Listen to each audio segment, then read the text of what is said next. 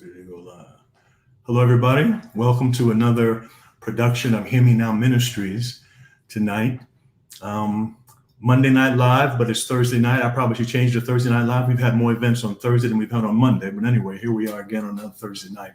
And tonight, very interesting panel that we're calling Leading from the Pew on the topic of lay-led ministry in the church, which is becoming such a profound area right now, especially in the new culture of COVID. So I have three guests I want to bring on to talk about this topic along with me. And each of them has something interesting to contribute. Nolette Hutton, Tim Nixon, Jillian Lawrence. Welcome to you all. How are you doing? Great. Hey, hello. Tim? Very well. Excellent, excellent. Leading from the pew. Now, you're here because Nolette and Jill have lay ministries they've been working on for years now, and I want to share their stories with us. And Tim is here from a pastor perspective. I want to give some input as well. We want to talk about the direction of lay ministry and the future of the church, and he wants to give us some insight on that. I'm asking Nolette to start and just talk a little bit about your path to ministry, independent ministry, and where you are right now in that ministry and where you think it's going. Well, good evening, everybody. And I'm so glad to be part of this. My path to ministry started really when I was very, very young. And I have been singing since probably the age of 7. And then discovering that it proved to be a blessing to people, I kind of just capitalized or worked and built on that. I enjoyed music, but one of the things that was quite profound in my beginning was that my aunt, who helped raise me after my mother died, and she died when I was 7, she always had me learn the words, not just to be able to know the song well, but she always asked me what the song meant to me. And so very early on, I remember someone asking me to sing His Eye is on the Sparrow, and I would not sing that because for me, I didn't believe that Jesus was watching me. I had a lot of fear about things, and I didn't really feel comfortable with singing that. So that's kind of how I moved in my music ministry. It really, before I went to Oakwood, of course, I was singing. And I was blessed, and I want people to really hear this. I was blessed to have a mother who was Adventist, but a father who was Pentecostal. And so I had the privilege of being able to have the freedom as a Black artist to be able to express myself, which was not acceptable in the Adventist church. And I was raised in Massachusetts and had the privilege of working with some excellent artists who kind of had the same kind of thinking that I did, and they were older, so they mentored me. But as I traveled into different churches, some of my music was not accepted. And I remember even at Oakwood, which is supposed to be an HBCU, I remember my group was banned from the school because Banned. it was too much gospel. And so, but What, we what's the name? What was the name of the group, Nolette? it was the choral dynamics. Oh, I remember that. Carl Dynamic. I didn't realize you guys were banned. They banned you from the They school. they Wow. they banned us from the school. We know who the president is. I won't name him, but That's I not think so that many names. I think that we got into this thinking that because it was the church, we forgot about that God never made those mandates. So, but I forged on because praise the Lord, I always was given the permission in my family and in the group, whatever group I dealt with or was involved with, to sing from my heart. um, when I finished Oakwood, many of my friends started calling me from the various places that they lived. And that's actually how I started traveling. And I Traveling, met, traveling as a soloist mainly. Yes, traveling as a soloist and just, doing concerts. This is the other thing. It's coming to me as I'm saying it. I I want our young people, our artists, especially our women, and Jill and I know each other well. One of my loves, and I want us to know. If God gives you a gift, use it. Don't worry about if the church approves of it. The church, you have to forge through, because if you know in your soul that God has given you this gift, you can't wait for people who are, impacted by the thinking or the control of other people to limit you or stop you. I have been singing as a professional since I left Oakwood College in 1975. And even when we did concerts, we sponsored them so much that I remember I was the first artist that wasn't well known in Massachusetts to sing and give a full concert at the Berkeley Performance Center and the Mm, Berkeley School of Music. So mm, that's kind of how my ministry went. And the Lord has allowed me to work with many professional artists, Mary Lou Williams, who was a jazz artist, just a lot of artists in the church and out the church. I sang with Richard Smallwood in some concerts, and the Winans and the Hawkins singers. I've sung with and recorded. So the Lord has really blessed that.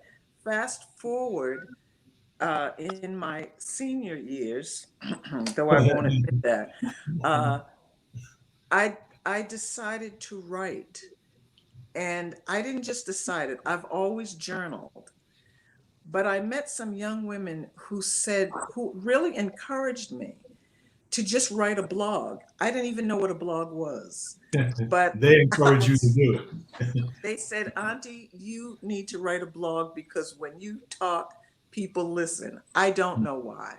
They don't know better. But I wanted people to get individually how much they mattered to God, Yeah. because I had to learn that I had to learn that even though my mother died, my father wasn't always around, though he loved me, and I was clear on that. But a child needs that. And when they don't have that, they kind of begin to believe all kinds of other things. And our churches are not always safe places. Right. Our churches are not always filled with love. Well, no place is. You expect things, you don't get them, but you have to move forward. And so I did that with my music. I did several major recordings, and God has really blessed. It has not been everything I always wanted because I made choices. I got offered to sing for certain well known Atlantic Records and others, but there was always a price to pay. And I just didn't feel I needed to pay that price. Mhm. Um, but God has been good and kept me. So I started writing, fast forward. I started writing, and during COVID, I was able to publish a book. And, I'm going to tell you something. I I think what we don't understand as a people is that when God has a plan for you, it really honestly doesn't matter. You just do what you do and watch him make it successful. Mhm. And I really believe that. I wrote this book. It's called No More Monday Morning Blues. I only wrote it. I did not get it published. I didn't do anything else because I didn't have I didn't know how to do it. God sent me a marketing specialist, a young woman, Eloise, and she did everything. She did virtually everything. And then God sent me someone who was so impressed by the book.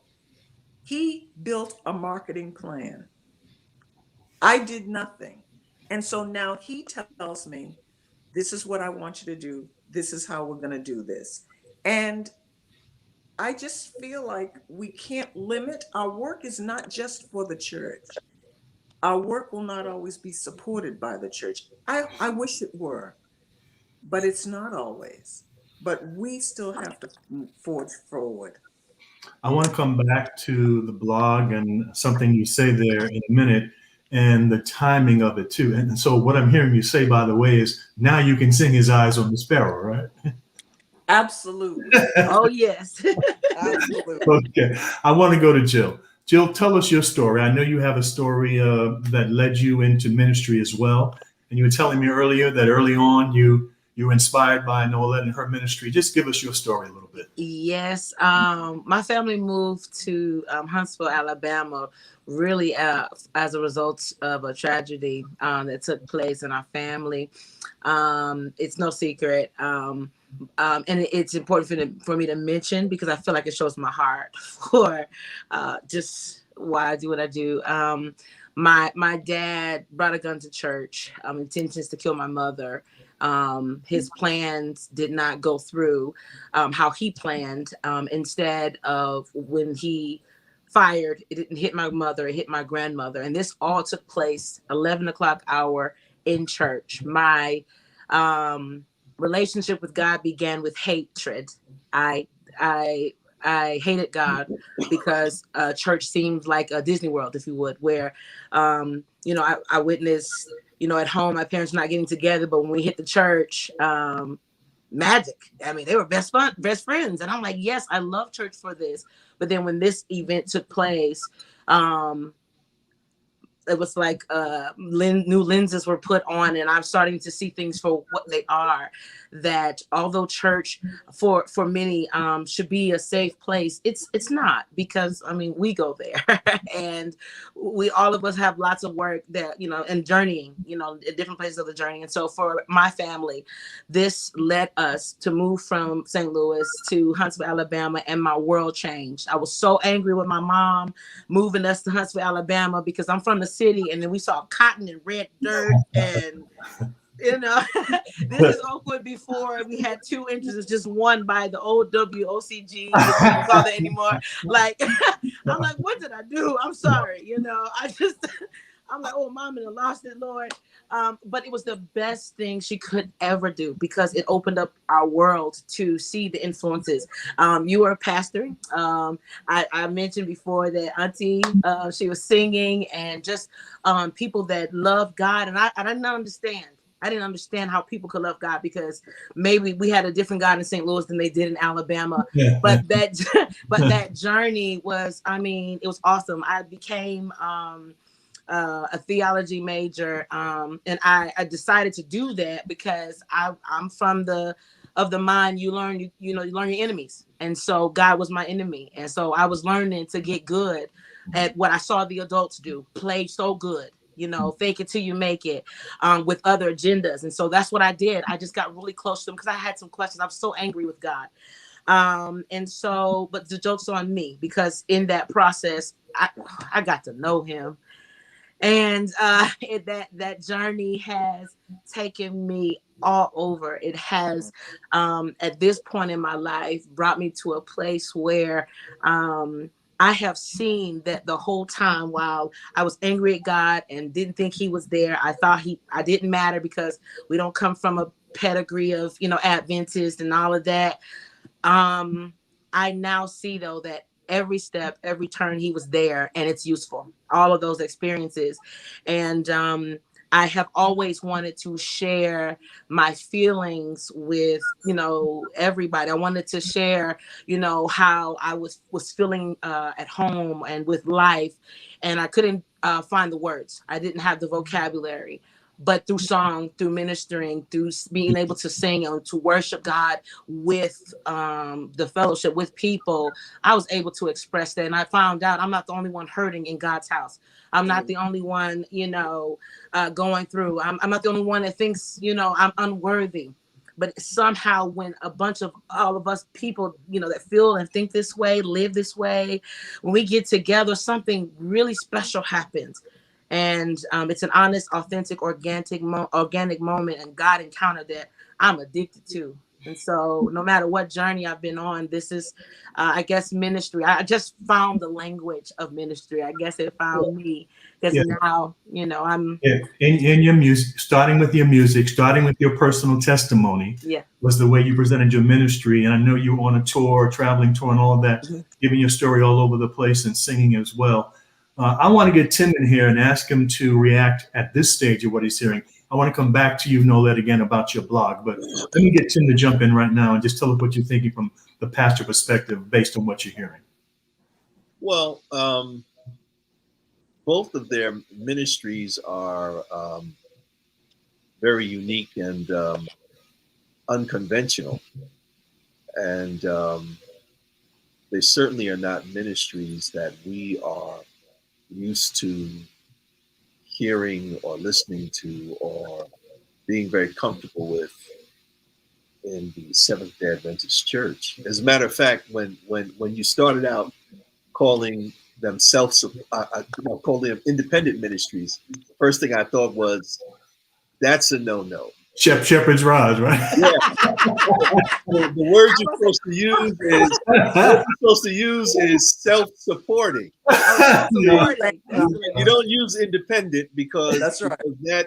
because that's the wrong way to label someone who has their own ministry, but it's compatible with our church. It's self-supporting, not independent. No. So Nolette's ministry is a self-supporting ministry. And Jillian's ministry is a self-supporting ministry. Self-supporting. Those are ministries that are compatible with the Adventist Church.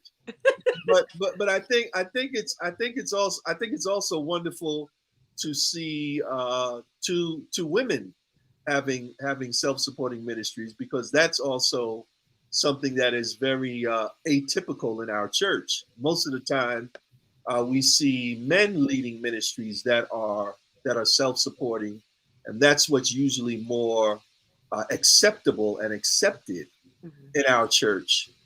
It's very unconventional to see women venturing out on their own and starting their own ministries and expecting there to be a following, or them gaining a following.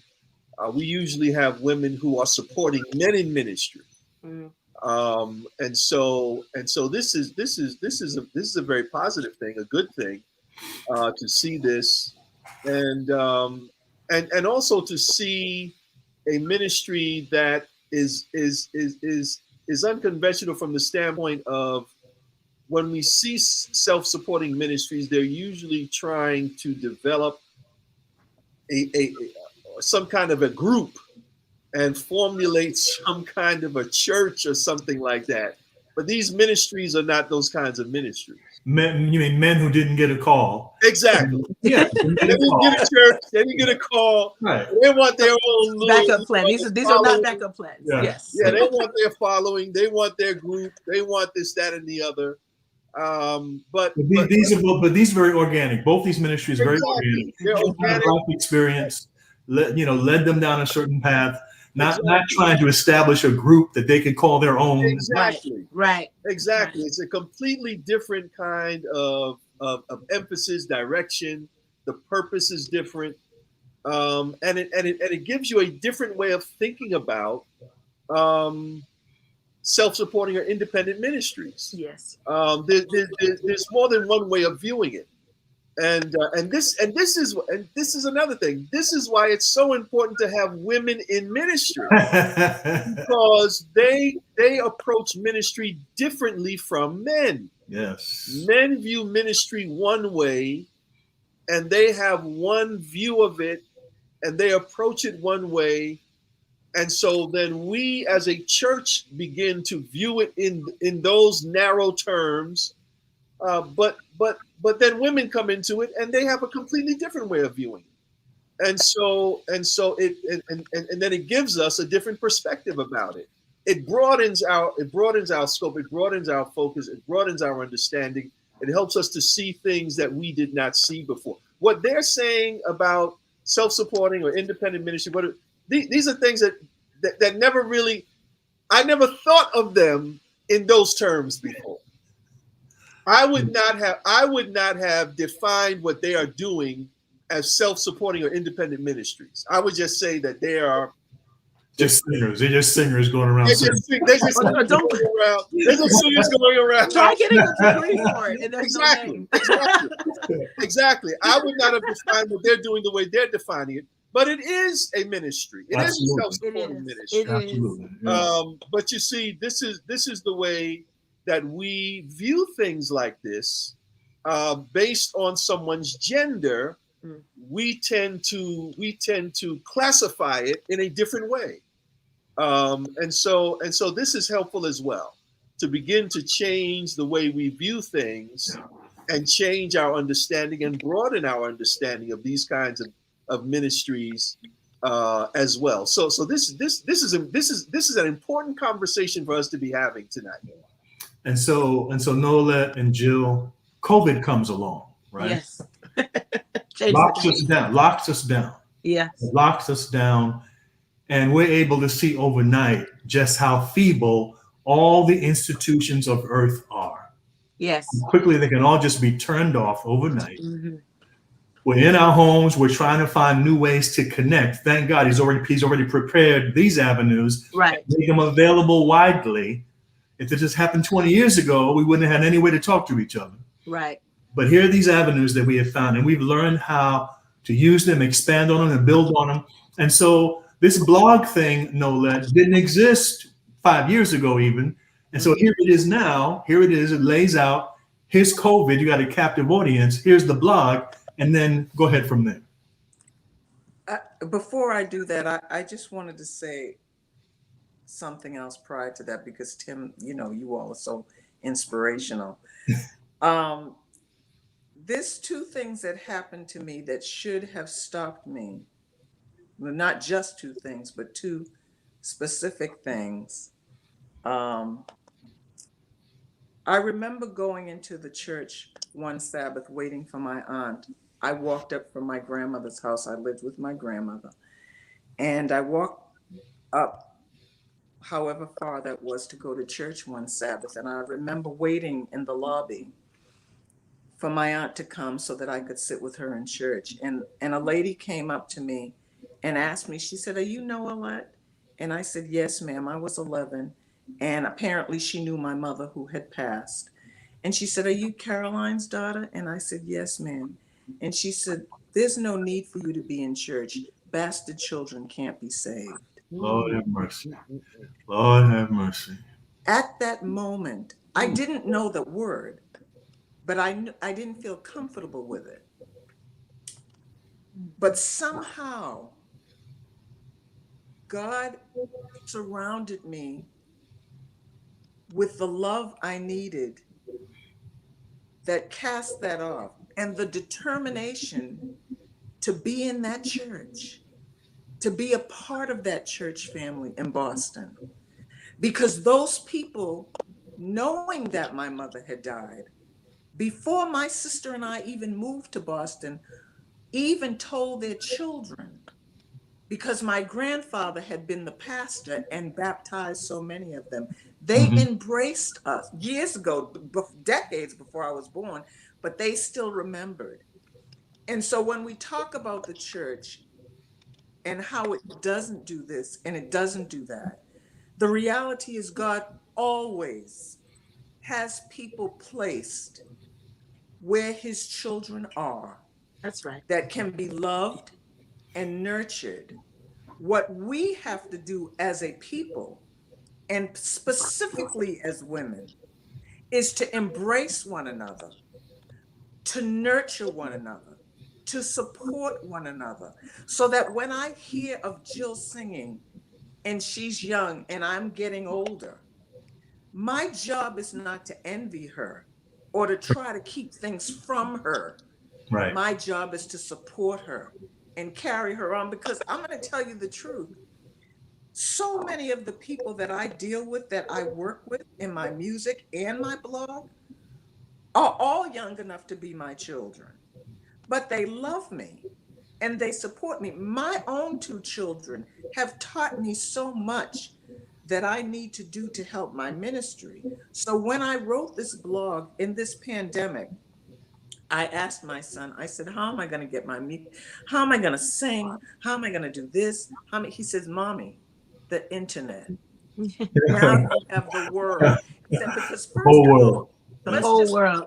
let's just be clear. If somebody asked me to go to Africa, pastors, if you're out there, call my children or call Jill, because I'm not flying like that. You understand? I will send you a video though. So when COVID started, I had already been prepared, and that's a whole nother story. But I had already been sequestered in a smaller area. I had lost my home due to divorce, another story.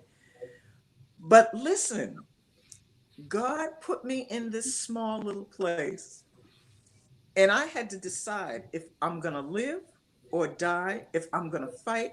You know, you all know, I'm from New York. New York does not grow no wimps. Okay? So I had to fight. I decided so that I would keep my mind. Yeah. I Yeah. took some classes at Harvard that were free. And I took like all kinds of classes. Then I became a doula because I understood how Black women did not have the same rights and privileges when they go to have their children. And I wanted to be able to give back. So I studied that. And then as I would write my blogs on Facebook every Monday, because I didn't have a job to go to, and because when Monday mornings came around and I was feeling depressed, I knew that I could not be the only one suffering sadness and depression. Mm. And I told God, I'm sad, I'm fearful, I don't know what's going to happen. And because I brought it to Him, He gave me this gift. He gave me the words, and I started writing till several of my friends, my diva group in California, and my friends Denise and Deborah from DC, and several, they said, Nola, write. So I started writing, and I discovered that most suicides were committed on Monday mornings, Really? outside Oh, outside of New Year's Eve. Mhm. wow. And I realized that Christian people were no different. Right. We suffer, we hurt, we have diseases, we have fears, we have no money.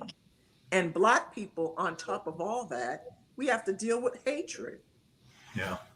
And So fear. I I Mhm. wanted to write this book so that people would understand it doesn't matter who's not with you. The devil will have your family turn on you at times, will have just all kinds of things, all kinds of reasons, because he's trying to make us all crazy. What he didn't know, I guess, that I was already crazy. So I was used, so it wasn't that deep. So he And I, found it out with the rest of us, and we that's all found right. it out together. The devil That's in right. us. That's right. So I had to keep on going. And I watched God, and I'm telling you, doors were opening for me to sing that I never even dreamed of. And I was making videos. But And Nola, I came to Boston, right? You yes, were there. You were there in your music ministry, and let me tell you what you already know. That particular church already had a love relationship with you. Otherwise, they would not have supported your ministry the way they did, because it was well, not that's a right. traditional Adventist type of ministry. Mm. Absolutely. And other churches, I remember going to a church in Atlanta after having sent them their money back because they asked me to come and sing and do a concert. And I said, you don't want my kind of music. They said, yes, we do. They sent me the ticket back. I flew to Atlanta. I'm going on the podium, and the head deacon stops me and says, we just want to wonder, can you tame your music down? At that point, I said, I'm not the one, sir. Yeah, why'd you sing for Because me? I'm only halfway in. And there's some things rising up in my soul. But I went on and I sang, but this is what, it happened at Oakwood. It happens different places, and you kind of have to go along with it. There was, I was asked to sing for the Breath of Life ministry. I probably was 18. I did the same. And I remember Elder C.D. Brooks, he loved my music, and I loved what he did. And I remember someone in that group saying to me, writing a letter to me saying, we appreciate the fact that, you've been invited, but your music is not appropriate for what we do here. And I thought to myself, and I was young, I was 18, 19 years old. That could have stopped me. Yeah. But see, this is what I'm saying. I'm just clear. Whoever the devil sends, God sends so many more. So forget him and keep on trucking. You have found that to be true too, Jill. I know you've had a not exactly the same path, but as you mentioned to us, your ministry started out of personal tragedy, For sure. and your music took you to certain places. I know you were on tour for a while. Tell us. Yes, in fact, myself and my two brothers, one who recently passed, Brian Thomas, Jeremy Anderson, we had a group we started 5 years ago called the Grace Tour, and I was about to call you Uncle Tim. I'm sorry, Pastor. Sorry. Well, you mentioned, about ministry and, women in ministry, in part. And I remember growing up, I was led to believe that in terms of ministry, all I could do was sing. And believe it or not, singing is not my first love at all. It is just the avenue that I was welcomed, because surely women couldn't do anything else. Absolutely. Preaching and teaching. That's when I grew up. So the battles I was faced in ministry were just drums. That's about the most that and the type of music, the way that I would express myself as well. But what I did learn is that outside of the four walls of the church is I could give them the good, which is not me, which is not, anything to do with my appearance or my drums. It is literally, I'm just going live from Redemption Road to try to share that. And so we took this ministry outside of the church, and people were as hungry as they are now. Now it's all in the playing field, but back then, I don't know what we were thinking.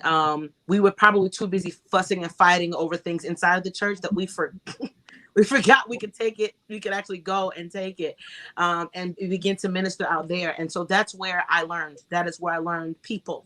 That's where I learned how to share my heart and share Jesus without you can't say his name going into certain institutions because you can't get the funding. You have to live it. I learned it real good. I learned authenticity on another level, just going and taking the word of God outside of the four walls of the church.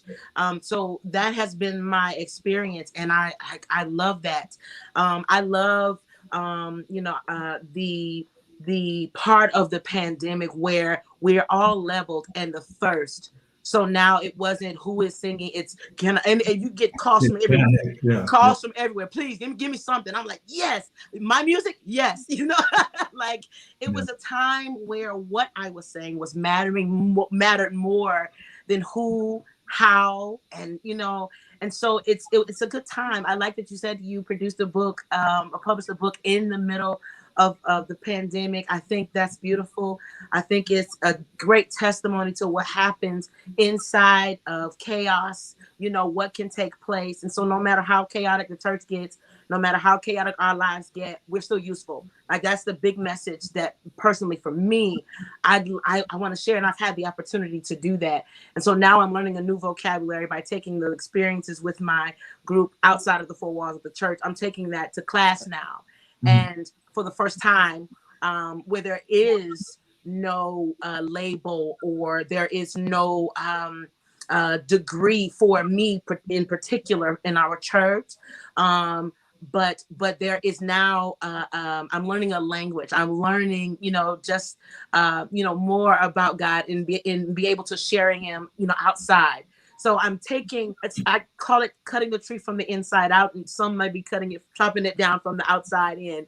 But I was put out in the field. I did feel rejection initially going out into ministering, outside of the church. But now I don't feel that. I'm excited. I'm SDA strong. I'm proud. I'm proud of the mix. I'm proud of my journey. And, I ain't going nowhere. I want people to know about this God that loves people like me, that, I want to do that. So that's been my experience with ministry. 12 years later, my dream to be a part, be in the seminary. I'm here now, and it's You're been at Andrews Seminary. You're studying what, Jill? Tell us. I'm doing the MDiv program and Masters of Social Work. Pray for me. So, Master of Divinity, Master of Social Amazing. Work. Yeah. yes. No, that you Yes. had your hand up. You wanted to say something? I'm gonna come to you in a minute. I was going to ask either one of you pastors, because Tim, you made a statement about in terms of women and how men might have viewed this ministry different in terms of wanting wanting to increase or be promoted or something like that. And I know with myself and Jill, and I feel or hope this might be the same for others. When we're doing this independent ministry or whatever you want to call it, I think it's because we're coming not with the purpose of having any kind of promotions. This is what we're bringing to the table. So we're not involved in the organization to have to prove anything. I think sometimes maybe because the pastors may have to prove something. Why do you think it's different? Tim, what do you think? I have an idea, but what are you thinking about that? I think that I think when a first of all, I think when you say the word ministry, a certain thing automatically comes into your mind. Pulpit, church, Mm-hmm. pastor, all of these things immediately come into your mind. Mm-hmm. And that's what we associate automatically with ministry. And so I think that those kinds of things become how we sort of pigeonhole or sort of box in ministry. And so when a female or a woman says I'm in ministry, we immediately think that that's the kind of ministry that they're doing. Or that's what they mean when they say ministry. Mm-hmm. That pulpit, pastor, congregation, that's what they're talking about, when that's not at all what they're talking about. Exactly. That's not what they're interested in at all. That's not their calling. Their calling is something completely, well, the two of your callings are completely different. I mean, it has nothing to do with that. And it goes to the whole issue of that ministry is much broader than that. Mm-hmm. Ministry has more to do with than that. And that we need to start seeing ministry as having a lot more components to it, a lot more parts to it, that it deals with a lot more, and that people can be reached in many more ways beyond the church and beyond pastor and beyond these kinds of ways that we have traditionally viewed ministry. And that's what we need. And of course, as we're saying, what COVID has taught us is that there's so many ways that people can be reached now in ministry that we never even thought of, that we were forced to think of, and we were forced to do out of necessity because of COVID. And so now we need to really broaden ourselves even more when we're talking about what ministry is and how to view ministry and how ministry should be used and done. So go ahead, Jill. Go ahead, Jill. I was saying it seems as if the most important pieces of ministry have been inserted back, and that's people. I think what's happening is, yes, ministry is broad, but we have forgotten that personalities and, ministry, like we are all on our journey, and we have seen a side of God that maybe someone else who doesn't have or share our journey, that they haven't seen him. And what's happening now, it's finally acceptable, my journey with God, and I can share that. and my personality. I love God and I love to laugh. And I just really do think that God has a funny bone. There was no place for this in 90 something. I better not crack a joke on the brown pulpit. I better not, but now it's acceptable. Now that it's people matter. And it's not just about what we're telling them. It's about who we're telling them about and who we are talking to. We have to, and I feel like that is where we are now. And I feel like there's room. I don't have to be cookie cutter, to minister. I think that that's important to know, especially now. I'm just now learning the words ministry and lay, because what I do, I didn't see it in terms of ministry. I'm responding to an encounter that I've had with God, in my personal life. And so I'm just now learning that, it's ministry, because I like to go and tell people. I'm the woman at the well. She wasn't thinking ministry. She just had to go tell some people about this man that told her. So that's me. So I'm like, okay, I'm a minister. So I'm like, now I'm understand. I have to tell people. So that's something that I find that the pandemic is bringing out in ministry, I guess, methods of ministry, I guess. I don't know. So Tim, I want to come to you. I'm going to come to you. You have something on mind right now, but whatever you have to say now, go into what you've talked to me about in the past of how ministry is changing into the future in our church and how it's going to involve a little more of these alternatives than the traditional thing we're accustomed to. Well, couple of things. Number one, our church is seeing a huge shift as it relates to the entire boomer generation retiring. Okay. Right. And so there's a huge vacuum that's taking place. That's true. And it's not being filled by the millennial and Generation Z because, number one, they're not going into ministry. And number two, those who are going into ministry are not remaining in ministry. Yeah. They don't view ministry the same way. They're not going to be in ministry. And there are a variety of reasons for that we could spend an hour talking about just on that whole issue. Mm-hmm. The other thing is that listening to these ladies tonight, what you gather is that people no longer feel the necessity of becoming a part of the organized church in order to launch themselves into ministry. Mm-hmm. And this is very important and very key. Before, someone who felt the call to ministry felt that the only way they could fulfill that calling is by becoming a part of the organized church. Yes. Okay? If I felt a calling to ministry, then what I had to do is I had to go to Oakwood, I had to train for ministry, I had to be picked up by a conference, and then they had to employ me. Yeah.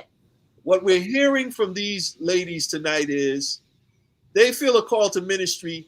They don't have to be employed by the denomination to fulfill that calling. And this is going to happen more and more.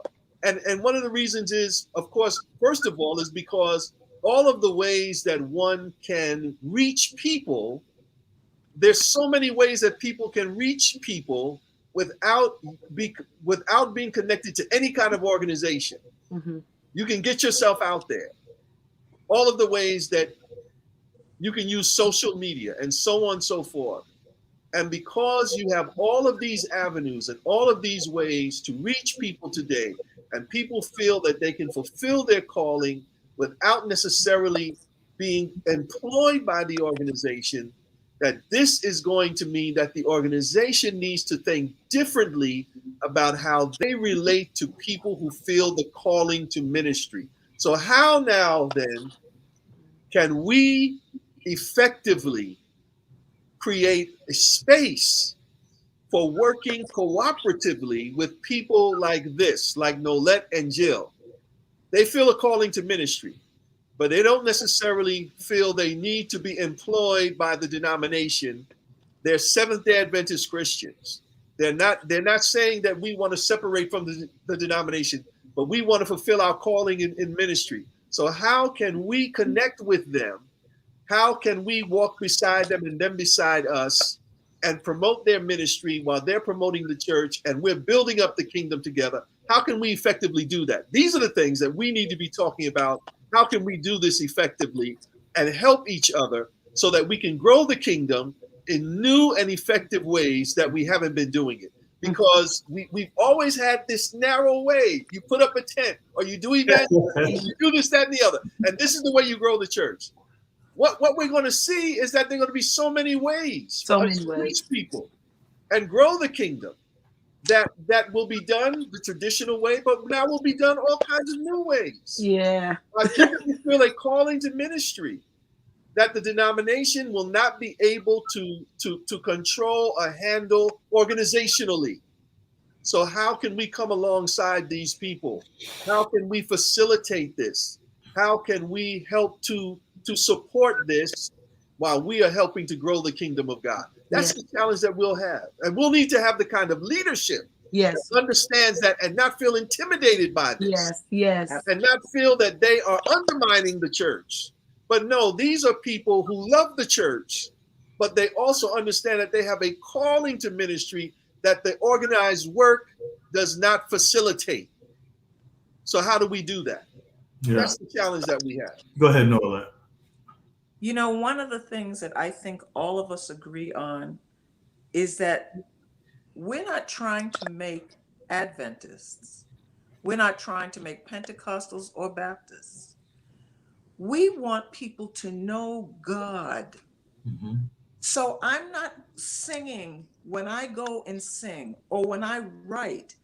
I want people to get, particularly my people and particularly women, to get that, number one, they matter to God.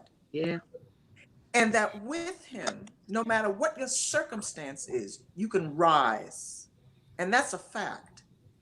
But I also want them to know that they have a gift. My gift and your gift don't even have to match. But I can't do what the Nixon boys can do. Because you all can preach a whole lot of people under the table. Because that's your gift, that's your anointing, and you're studied. I would love to have that, but I don't. What I have, though, is what God has given me. What Jill has is what God has given her. And we don't want to take anybody's place. And I think that we were forced into our independent or our own ministries, not our own ministries separate from the church, but like you so eloquently put it. But we wanted to be called. Our church doesn't call us, and don't let us ask for a fee. Oh, Lord. Please, no. You know, it's like I can give a man $800 when he gets on the pulpit and he still gets paid from the conference. But I'm not going to give a woman that. We're unspiritual if we ask for a fee. Or I'm going to make her wait 6 weeks, even though I wanted her videos on that Friday night that I called her. Or a la carte your ministry. Yeah, you know, what I'm saying is, let's just be clear. It's time for us, number one, to love each other. Yeah. As a people and as Christians. But it's also time for me to say, I got to take care of me and mine so that and learn to love myself and what God has before I can deal with the people of another color.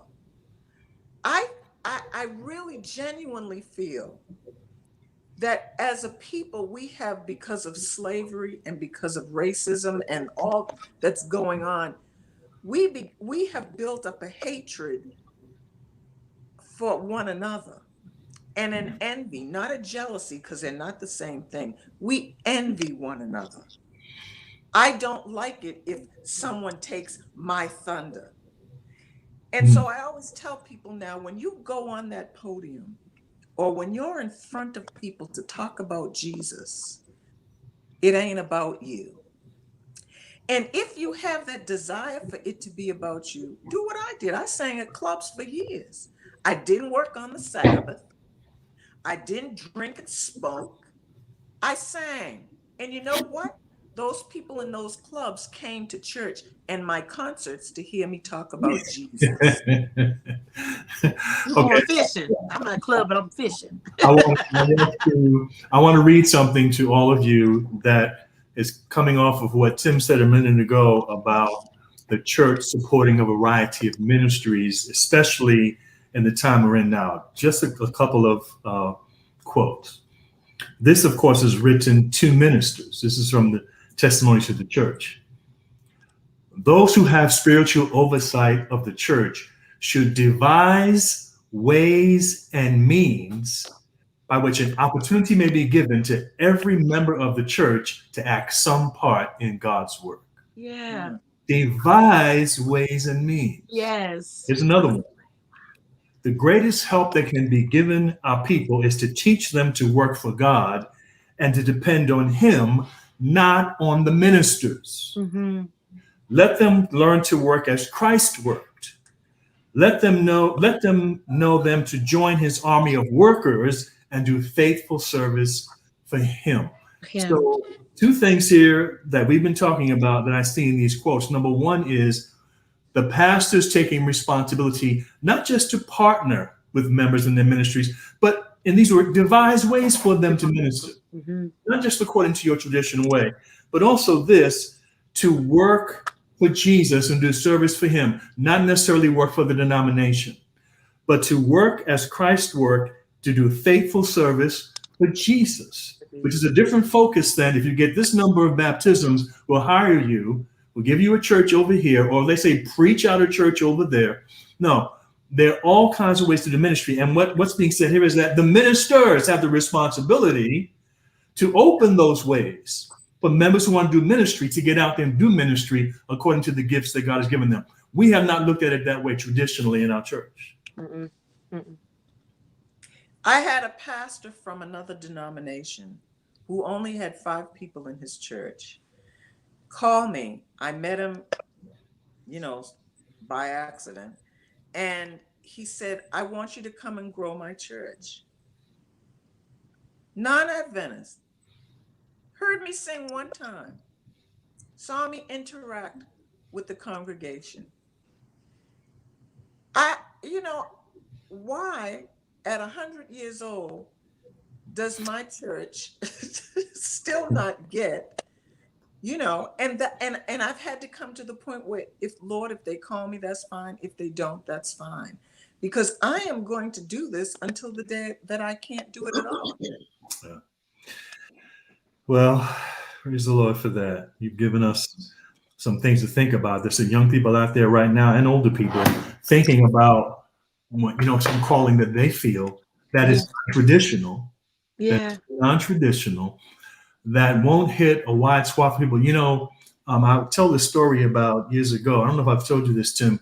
When my kids still at home, my boys were boys, and I walked into the room one day and they were watching on TV this thing that's called the Power Team. These were bodybuilding men who would hold these big rallies and do weightlifting and bodybuilding, and then they would use that to call people to Jesus, the Power Team. So they would get on and they would have some feat of strength. I watched one guy get on. He was going to break this. He was going to break this chain, this iron chain, and it was a real chain. You could tell it wasn't no fake chain. So he grabbed a chain. He said, "If I can break this chain, how many people are going to come to Jesus?" No people were no sermon on us. I'm watching this. I said, "Man, this is a joke." I'm watching this. I'm in my head. I said unto my boys, "This guy's trying to break the chain. His veins are coming out of it. He can't break it."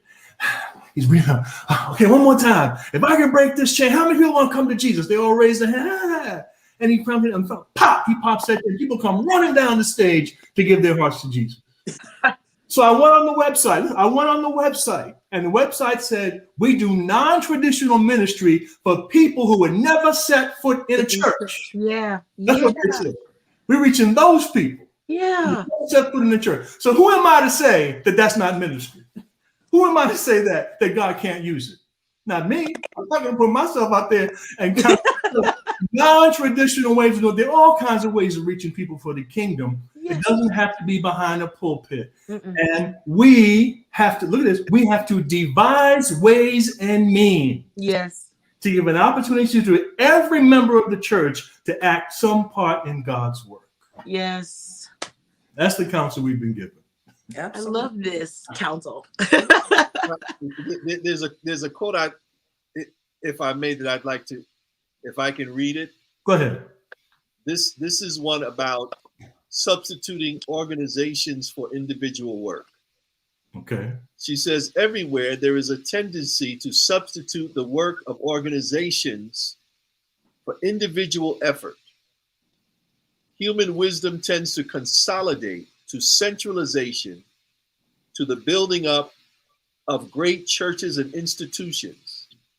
Multitudes leave to institutions and organizations the work of benevolence. They excuse themselves from contact with the world, and their hearts grow cold. They become self-absorbed and unimpressionable. Christ commits to his followers an individual work, a work that cannot be done by proxy. The giving of the gospel to the lost is not to be left to committees. Individual responsibility, individual effort, personal sacrifice is the requirement of the gospel. Mercy, Lord. How do we miss that? And what is the gospel? Is the gospel of the not left to committees or Jesus? The gospel is the story of the life, the death, and the resurrection of Jesus Christ. That's the gospel. Read 1 Corinthians 15. That's the gospel. That's it. The story of the birth, the life, the death and resurrection of Jesus Christ. Yeah. That's where salvation lies. Yeah. That's what people need to hear. Yes, they need to hear that. They need to hear that. And now it's now, the way that the world is this way, it's very relational. It's not just I'm going on for what my mama said, this is my granny church. No, it's relational. And that relationship is built on, we used to think it was something deep. People are hungry like for a sandwich, and their whole salvation and relationship is on who's gonna feed me, and that's where it is. Yeah. That is, people who have different lifestyles. Who's gonna love me just like right now before all the change and all this extra stuff? Who gonna love me as I am? Yeah. That's where we are. And for, I guess they call us lay ministers, it used to be a thing where we were trying to get to the pulpit because that's ministry looked acceptable. We could get the support if we put the suit and tie. Yes. I am not a suit and tie person. I love my jeans. I want to look missional. I want to look like where I'm going, and that's outside. So I need my J's for that. So this is now I don't have to do that. I don't have to run up there and become all of this. I was really struggling even in school to become, something, trying to think that this was, thinking that this was ministry, that I put myself in my own wilderness thinking, the Lord, wants me to do this. Really, it wasn't that. It was, I was trying to satisfy what ministry looks like traditionally. Yeah. And when finally my feelings got hurt in just the right places, that I took my tears outside of the four walls, and I found out that other people are crying like I am. But because I'm fresh coming from the church, I couldn't leave it away. I'm called to it. I couldn't break away even though my feelings are hurt. I found out that I could share that same love, that same experience with people out there. They listen, and then they want to know the Jesus that got us talking in the first place. Like that's where we are now. That's what ministry looks like. And I just want to say that, to those that are listening, young people, old people, it doesn't matter, people, person, if you have a desire to share, just we're in response. We're first responders to a Jesus that finds us at the wells, at jails, in prisons, on abortion table clinics. Yeah. I'm responding. My life is a response to the encounters that I've had in these places. And so I just want to share that. I know we want to go home. I'm ready to go to I want heaven. I want it. And perhaps we can get the work done if now we are always share in the work like the quote gives us. If we share the responsibility, we can go home. Thank you to all four of you. Our time is up. Let me say one thing to you and to those who are listening. Next Thursday at this same time, I'm going to be presenting a free seminar on sexuality. And here's what I'm doing. The world of sexuality has changed and the church has not changed with it. Yeah. So hundreds of questions have been created that the church has no answer for, but the Bible has answers for. So I want to share next week in a 1-hour seminar, same time, same place. I'm going to call it sexual healing. I want to talk about sexuality in the 21st century and how the Bible teaches us how to live in all different kinds of sexual situations and identities. The Bible identifies every one and has a road and a path for each and every one that we don't know about. The Bible's filled with it and we don't know about it because the church has not taught it. So I'm going to take an hour next week at this same time for a free seminar. I'm going to follow up with it afterward with some other things, but I'm going to start with this. And when you come, I hope you guys will come, and whoever's listening, you come. Yes. I want to get feedback from you as you hear it, feedback from you as to the things you've heard and what you'd like to hear more of, or what you didn't understand, whatever, because I want to respond to that and kind of get on this track. You know, this is the last thing, our time is up. I brought a guy to our church team when I was pastoring who had been on the West Coast, pastoring in Seattle. And all the Adventist churches in the city had shut down. He's the only one that had a church left in the city in Seattle, Adventist church, of any color, any culture. And here's what he told me. He said the reason his church survived is because he had an open door policy. He didn't care who came to church. How you dressed, how you looked. He didn't ask any questions. The door's open, you can come in. And that's how his church thrived while other churches were closing down, because they had a box you had to fit into in order to come to church. And they weren't addressing the needs of people's lives they were going through every day. They were ticking off the boxes in the Sabbath School Quarterly or whatever preaching calendar they had, and not responding to the things people were going through in their lives at that time. And that's where we want to take ministry for today's time, because the times call for it, and we're running out of time. Yeah. We're running out of time. That's right. And now is the time. Now. Guys, thank you. I want to pay honor to the time. I want to get you back. We didn't have enough time to talk about it. I may get you one by one. I'm scared to get Nolette one by one, but the rest I'll get you one by one and have a talk with you a little more, because you had a lot to say. We didn't get into all of it, but we'll do that next time. Hey, thanks for your time very much. Thanks everybody for tuning in, and we'll see you next time. Next Thursday at 7. Don't forget us. We'll see you then. God bless. Bye-bye.